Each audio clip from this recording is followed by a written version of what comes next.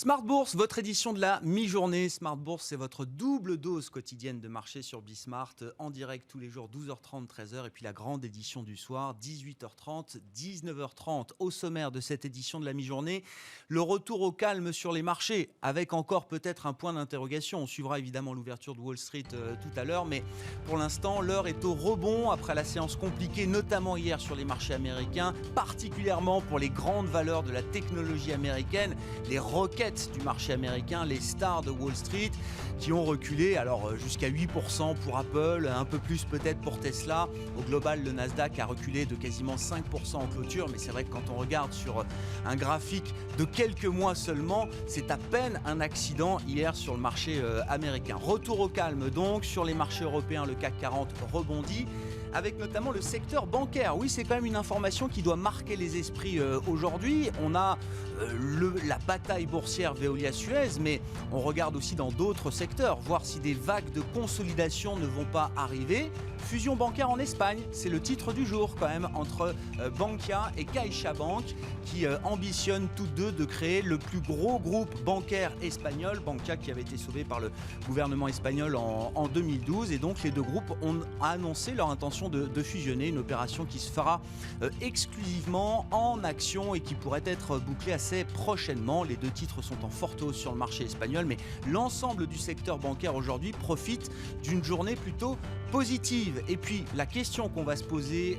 dans cette édition de la mi-journée, les nouveaux boursiers, ces 150 000 nouveaux investisseurs particuliers qui sont arrivés sur les marchés boursiers français pendant la crise de marché du mois de mars. Qui sont-ils ? Que veulent-ils ? De très bons connaisseurs de l'investissement particulier en bourse seront avec nous pendant 20 minutes pour tenter d'apporter des explications et une analyse à ce phénomène. Nous serons avec Aldo Sicurani, délégué général de la F2IC, la Fédération des investisseurs individuels et des clubs d'investissement, et Thomas Perret, l'un des fondateurs de Mon Petit Placement.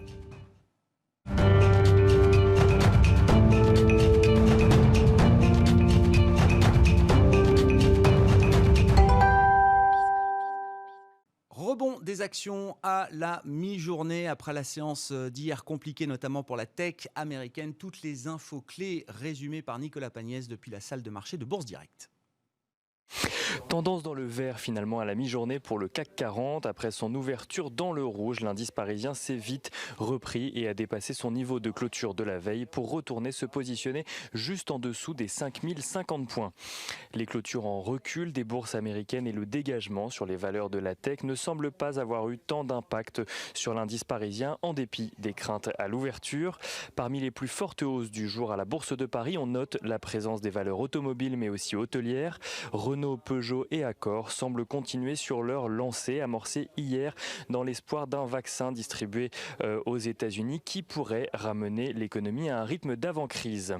Les banques sont également dans le vert à la mi-journée avec Crédit Agricole et BNP Paribas qui gagnent plus de 2% et Société Générale qui va chercher plus de 3%.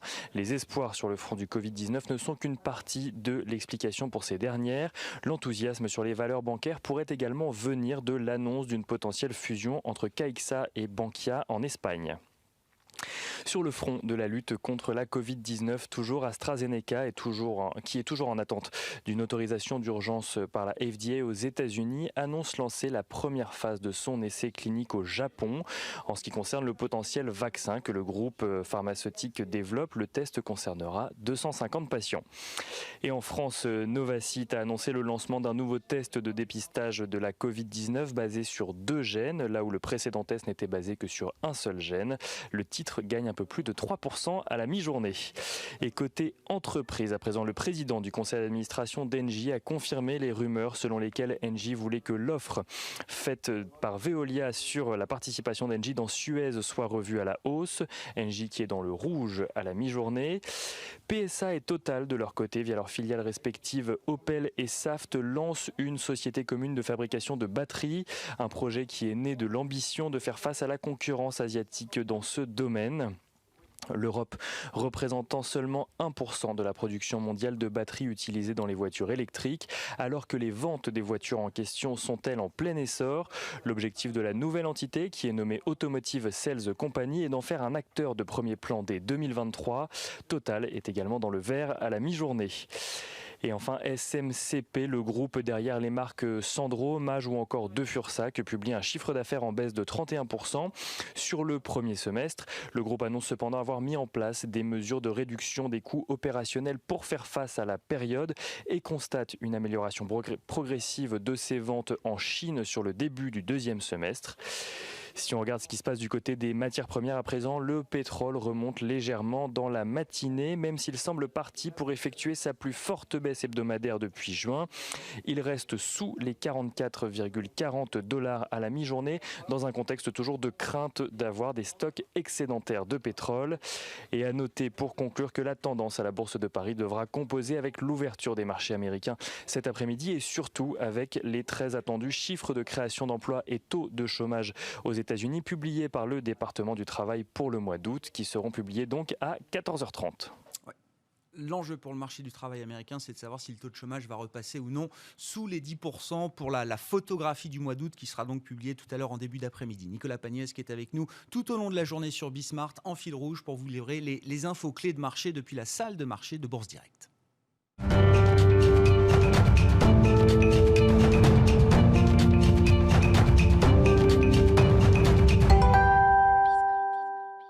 Les nouveaux boursiers, c'est le thème de cette émission de la mi-journée dans Smart Bourse sur Bismart avec deux invités qui vont nous éclairer et analyser justement ce phénomène de ces 150 000 nouveaux investisseurs arrivés sur le marché boursier français notamment en pleine tourmente au mois de mars. Ce sont des chiffres qui ont été dévoilés il y a quelques mois maintenant par l'AMF, mais le phénomène est toujours aussi intéressant à analyser. Aldo Sicurani est avec nous en plateau, délégué général de la F2IC, Fédération des investisseurs individuels et des clubs d'investissement. Aldo, bonjour et bienvenue.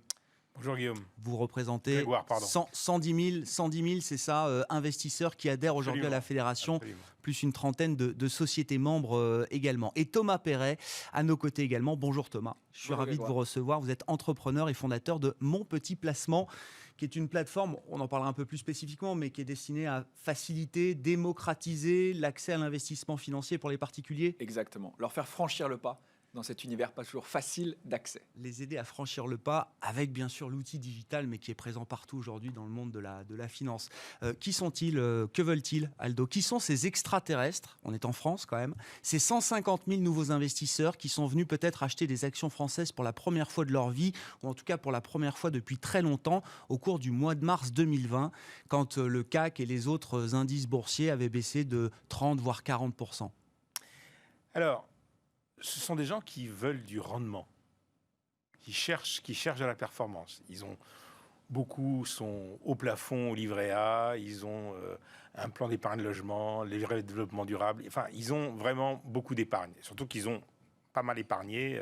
Alors, c'est vrai qu'au mois de mars, c'était le début de l'épargne forcée, mais moi, je constate que depuis quelques années, et en particulier 2018, 2019, début 2020, on avait beaucoup de gens au téléphone qui n'avaient jamais fait de bourse, qui savaient ce que c'était, conceptuellement, et qui étaient à fond dans l'assurance vie, et puis qui voient leur rendement de contrat qui ne cesse de baisser, même les contrats en unités de compte, mais surtout les contrats en euros.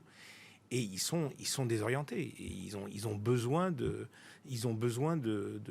financer une retraite future, les études des enfants, l'achat d'un bien immobilier peut-être un jour.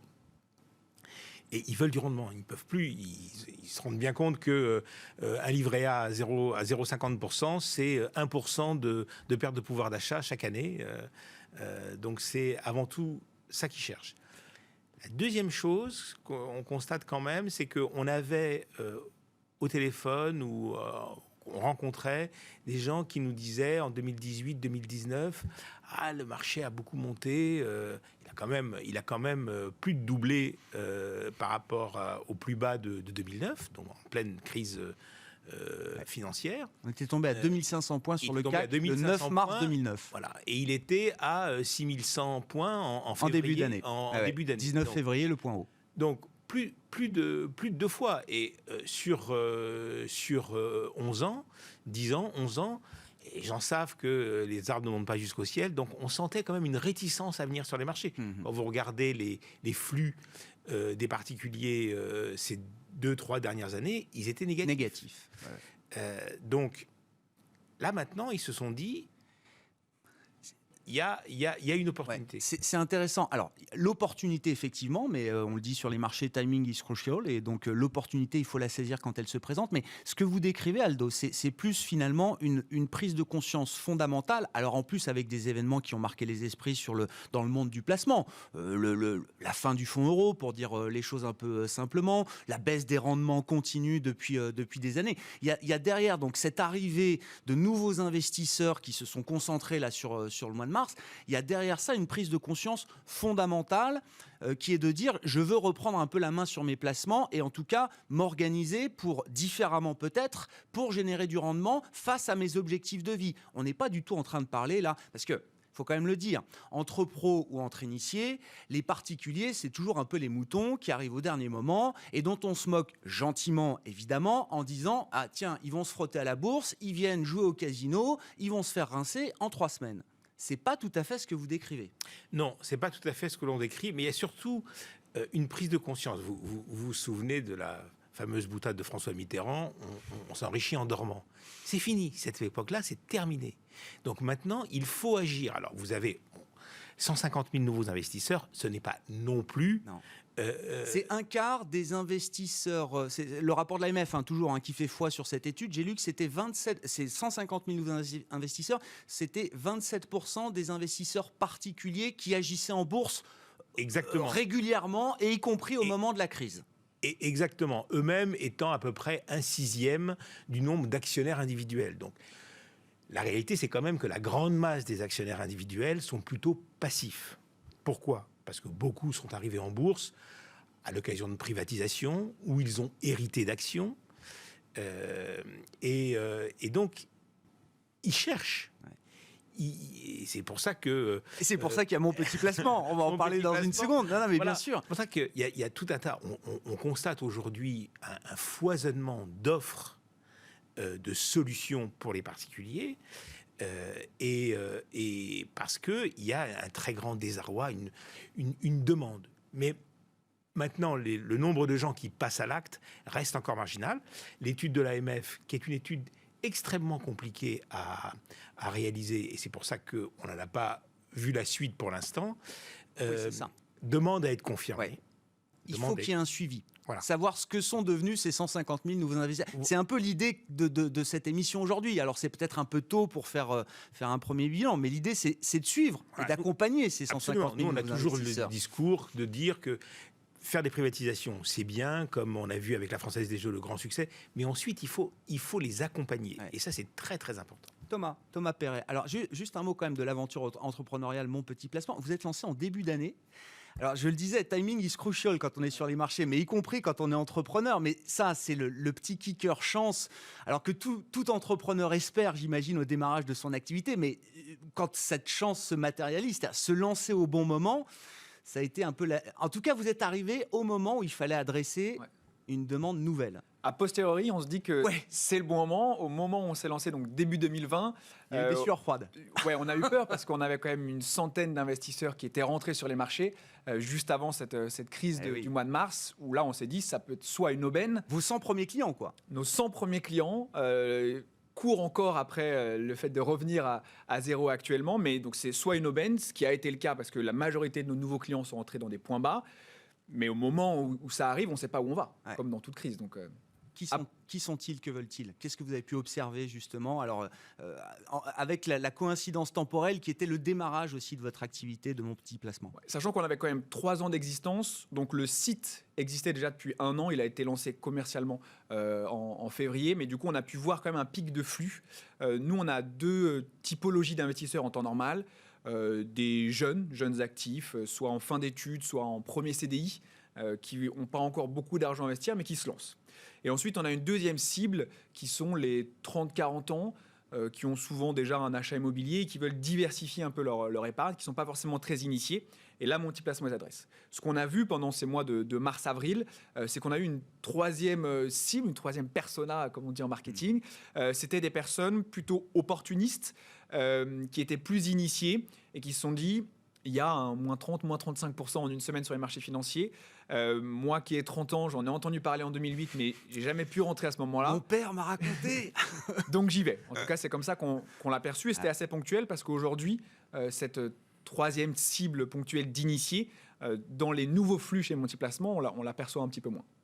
Oui, c'est ça. Il y a eu les opportunistes, mais qui sont toujours vos clients. Ils sont c'est toujours ce que je nos comprends, Thomas. Bien sûr. Voilà, mais oui, on n'a pas un moins 30, moins 40 toutes les années, tous les jours, heureusement, sur les marchés. Mais oui, mais ça veut dire quand même que ces gens-là, on parle toujours du manque d'éducation financière ou de pédagogie financière. Ces gens-là ont su identifier l'opportunité peut-être historique pour une génération de s'investir, en tout cas de prendre un premier contact avec les marchés boursiers. Encore une fois, pour ceux qui suivent les flux des particuliers, on entend souvent dire qu'ils arrivent toujours à contre-temps, c'est-à-dire qu'ils vendent au plus bas et ils achètent au plus haut. Là, pas du tout. Je pense qu'il y a plusieurs facteurs qui ont été pas mal évoqués dans les médias. Il y a le fait que les gens avaient du temps, parce que qui dit télétravail dit moins de temps de transport, dit peut-être un peu plus de temps à pouvoir aller gérer son épargne. Nous, on a trouvé que les médias en ont aussi pas mal parlé, les médias grand public. Donc ça a pu accélérer aussi ce processus. Et comme je disais, le fait que ça fait longtemps que ce n'était pas arrivé une crise comme ça. Donc on sait que sur le long terme, c'est toujours une bonne opportunité quand les marchés baissent de 30%. Et puis les gens se sont retrouvés quand même avec une capacité d'épargne qui a explosé. Et donc, il y a eu quand même un certain nombre de gens qui se sont dit, bon, c'est peut-être le moment de commencer à investir de façon un petit peu plus active. Et on a remarqué, nous, le même phénomène. Il se trouve que pendant la crise, pendant le confinement. Pendant le confinement, c'est moi qui recevais les appels de la fédération. J'avais mis un renvoi d'appel. Et j'ai été stupéfait. Je n'ai pratiquement eu que des jeunes au téléphone. Ça, c'est dans l'étude de l'AMF. 10-15 ans de moins en moyenne, c'est tous des moins de 40 ans. Enfin, c'est 150 000 nouveaux investisseurs.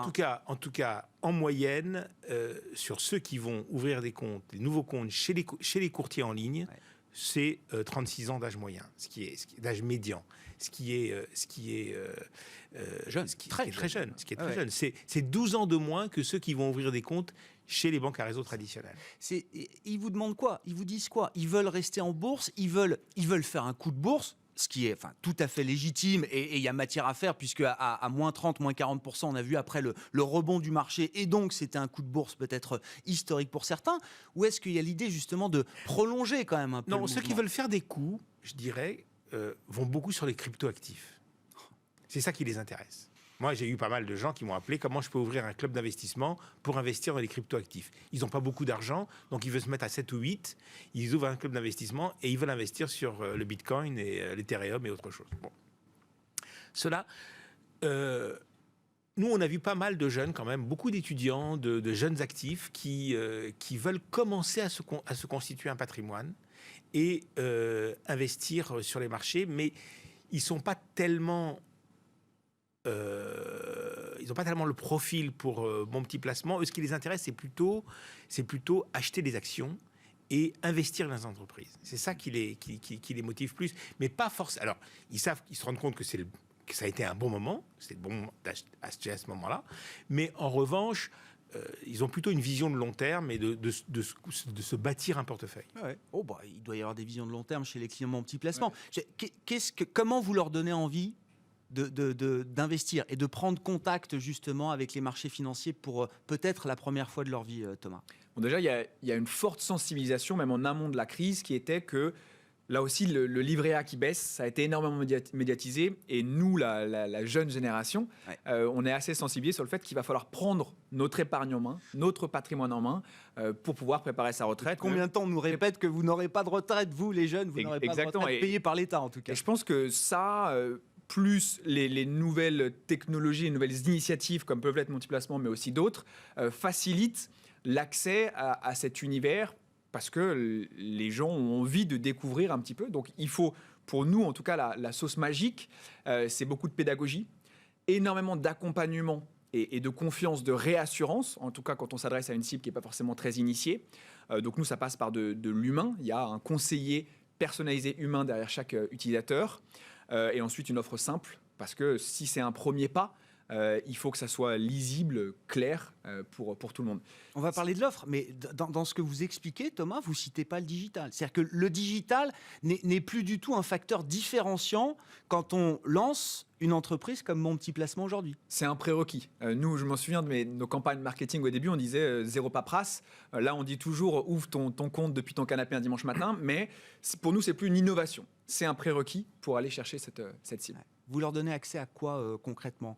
L'idée, c'est pas qu'ils viennent acheter en vif des titres en bourse. Non, vous leur donnez des solutions de placement alors qu'ils sont investis sur les marchés actions, Thomas. Donc oui, c'est indirectement investi. On donne indirectement accès au marché financier. Nous, notre message, c'est de dire il y a une offre aujourd'hui de fonds d'investissement qui n'est pas forcément accessible simplement à des particuliers qui n'ont pas forcément beaucoup d'argent et qui ne sont pas forcément très initiés. Et donc, chez Mon Petit Placement, on sélectionne des fonds type Rothschild, Lazard, JP Morgan, qui sont accessibles aujourd'hui dans des banques privées, à des particuliers, dès 500 € en leur expliquant et en les accompagnant. Et donc, indirectement, c'est Rothschild, Lazard, eux sont investis sur les marchés financiers. Donc, effectivement, à l'inverse de boursicoteurs qui investissent directement dans les marchés actions, là, ils investissent dans des fonds qui eux-mêmes investissent ensuite sur les marchés actions. Des fonds que vous sélectionnez vous-même. Quel est le processus justement de sélection ? Parce que vous ne proposez pas tous les OPCVM disponibles sur la place parisienne. Le but, c'est justement qu'il y ait un peu de simplicité aussi dans la manière d'agir. C'est central. C'est central. Du coup, on a créé 4 portefeuilles qui s'appellent le volontaire, l'énergique, l'ambitieux et l'intrépide, qui correspondent en fait à 4 profils de risque. Qui sont très classiques, on va dire, quand on est dans de la gestion conseillée. Un peu. Exactement, classique. On a juste mis un petit peu de marketing sur les noms. Derrière chacun de ces portefeuilles, il y a 4 ou 5 fonds. Et donc, un investisseur peut mixer différents portefeuilles. Et ensuite, comment nous, on sélectionne ces fonds ? Chaque trimestre, on a des commissions produits qui vont réallouer avec des humains, donc on a 6 personnes dans ce comité produit, et en amont, il y a un algorithme qui nous permet de sélectionner les fonds qu'on va mettre dans nos différents portefeuilles en fonction de différents critères, la géographie, la performance, le track record, des choses comme ça. Et vous dites l'accompagnement humain, c'est aussi une clé justement du succès qu'on souhaite le plus large possible à Mon Petit Placement. Ça veut dire quoi ? Une fois que j'ai pu tout faire depuis mon canapé, c'est plus une barrière, c'est un prérequis, comme vous dites, c'est un standard de marché. Derrière, c'est quoi la différence d'accompagnement qu'on va trouver sur une plateforme ? Alors, exactement. Nous, pour moi, la vraie innovation, c'est la proximité qu'on arrive ou qu'on se doit de mettre dans un usage digital. Donc concrètement, l'accompagnement, il se caractérise par plusieurs choses. Lorsque j'ouvre mon compte depuis mon canapé, j'ai une pause avant de pouvoir vraiment mettre mes premiers 1 000 €. Cette pause, c'est parce que j'ai un conseiller qui va étudier mon dossier et me faire cette vidéo. Donc ça, c'est le premier échange. On ne vous demande pas de tout faire d'un coup. Vous faites les 30 questions. Ouais, c'est ça. Donc après, il n'y aura plus qu'à valider la vidéo. Ouais. Mais quand même, on ne veut pas vous laisser dans la jungle. Donc il y a un conseiller qui va vous conseiller sur le portefeuille ou les portefeuilles qui vous conviennent le mieux. Et ensuite, vous pourrez soit valider la proposition du conseiller, soit faire votre propre stratégie d'allocation. Et ensuite, l'accompagnement, et c'est ce qu'on disait avec les boursicoteurs qui sont entrés en mars, je pense que c'est primordial d'accompagner dans la durée. Il demande beaucoup de conseils, ou est-ce que le conseiller, finalement, c'est du marketing rassurant ? Ou est-ce qu'il y a derrière, effectivement, une vraie utilisation de la part de vos clients de ce conseil ? Il y a une vraie utilisation sur... donc, on a 12 000 utilisateurs, 1 000 qui ont franchi le pas en 6 mois. On a 80% des 1 000 clients qui sont passés soit par le chat, soit par du téléphone. Donc, qui ont eu une interaction avec un conseiller, même si c'est vrai que nous, l'importance première de cette vidéo, c'est la confiance. Rassurer parce qu'on touche à ses finances personnelles, c'est important. Et ensuite, l'accompagnement, comme je disais, il est dans le suivi parce qu'il ne faut pas, surtout la première année, il ne faut surtout pas abandonner la personne après une bonne expérience d'investissement. Donc nous, ça passe par un point biannuel avec son conseiller. Donc là aussi, au téléphone ou par le chat, mais aussi par des contenus de vulgarisation pour dire on t'a proposé tel portefeuille, on va t'expliquer quelle est la stratégie, mais de manière intelligible. Aldo. Alors, vous savez, sur le digital aujourd'hui, la réponse de Thomas, elle a été parfaite. C'est intégré. Il n'empêche que moi, quand j'ai commencé en bourse il y a une trentaine d'années, au tout début d'Internet, les gens étaient paumés. Il n'y a pas d'autre mot. C'est pour ça que la F2IC a créé des clubs d'investissement en 1969 pour qu'ils puissent discuter entre eux et se rassurer et trouver les bonnes solutions ensemble. Aujourd'hui, c'est pareil. Aujourd'hui, c'est exactement pareil. Vous avez beau avoir tous les outils digitaux à votre disposition, le monde, il suffit de cliquer sur un lien et puis vous avez le monde à votre... Les gens sont paumés. Ils ont besoin d'être accompagnés, ils ont besoin d'être rassurés et ils ont les outils que ne rêvait même pas un professionnel il y a 40 ans, mais ils ont quand même besoin d'accompagnement et d'éducation et de formation. C'est pas le débat, hein, il nous reste 2 minutes, mais que font les réseaux bancaires dans cette affaire, d'une certaine manière, Aldo? Joker. Bon, c'est pas le débat. Thomas. Nous, alors, les réseaux bancaires, on travaille avec certains, justement pour les accompagner, leur fournir déjà un nouveau canal de communication. C'est vous qui accompagnez les réseaux bancaires. Les réseaux bancaires sur, en tout cas, ces outils digitaux et cette cible-là, qui est très compliquée à adresser les jeunes actifs. Comment vous regardez Robinhood ? Le phénomène Robinhood. Alors, c'est l'application américaine des millennials, mais qui est un modèle très différent de ce que vous avez décrit pour mon petit placement. Alors, j'ai pas d'application Robinhood, mais de ce que j'ai compris, là, on achète des actions en direct et on peut même acheter en fractionné, effectivement, des actions. Alors, Tesla valait $2000 avant d'avoir sa division par 5, mais on pouvait acheter déjà des fractions de Tesla simplement avec l'application Robinhood. La finalité, c'est la même. C'est donner accès au marché financier. C'est une volonté d'accessibilité, de démocratisation. Donc, en ce sens, on rejoint totalement Robinhood. Après, nous, on le fait via des fonds d'investissement. Eux, ils le font directement via les marchés actions. Mais c'est une culture différente entre les États-Unis et la France ? Je pense que déjà par le système de retraite, ils sont un petit peu plus initiés. Donc, ils peuvent directement se lancer via Robinhood dans les actions. Nous, on part peut-être d'un tout petit peu plus loin, d'où l'accompagnement nécessaire via ces fonds par mon petit placement. En conclusion, Aldo, Robinhood, c'est le système de d'achat fractionné, c'est formidable. Ouais. Maintenant, le discours qui dit que c'est gratuit, ça, rien n'est gratuit. Donc les frais sont gratuits. Oui, les frais, mais c'est sur la transaction que la plateforme se rémunère. Donc, nous, ça fait très longtemps qu'on veut faire des fractions d'actions. J'ai fait des propositions à des sociétés, à la place, et puis on nous a dit non, c'est pas le sujet. Psychologiquement, c'est important. Oui. On l'a vu sur la division de l'action Apple et Tesla. C'est-à-dire que ça ne change rien à la boîte, sa valo, son prix, son profil, sa stratégie, rien ne change. Mais le fait de diviser par 4 ou 5, on a vu les titres s'envoler le lendemain même parce que c'était... Même par 1000, si vous vous engagez à investir 100 € par mois, vous pouvez acheter 2 € d'actions Tesla, mais vous gérez vous-même, vous faites vous-même votre allocation de portefeuille. On s'arrête là pour cette fois, messieurs. J'espère qu'on vous retrouvera pour parler justement finances personnelles, investissement des particuliers en bourse et sur les marchés financiers. Aldo Sicurani est avec nous, la F2IC, Fédération des investisseurs individuels et des clubs d'investissement, et Thomas Perret, fondateur de Mon Petit Placement, avec nous donc dans Smart Bourse à la mi-journée sur Bismart. On se retrouve ce soir en direct dès 18h30.